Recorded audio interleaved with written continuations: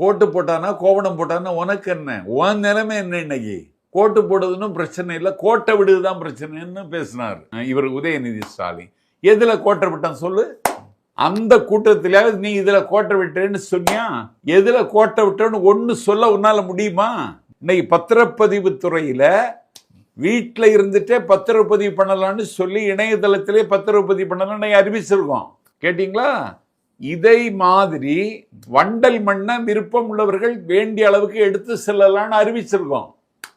Contractors கூட்டம், ஒப்பந்தக்காரர்கள் கூட்டம் இதுவரைக்கும் நீ போட்டிருப்பியா? 40% மாடல் உங்க ஆட்சி.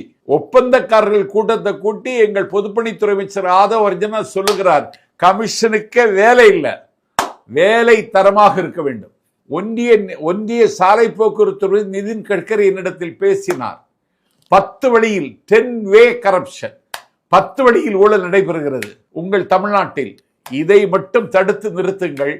2 லட்சம் கோடிக்கு நெடுஞ்சாலை துறையில மட்டும் உங்களுக்கு வேலை தர்றேன்னு சொல்றார்.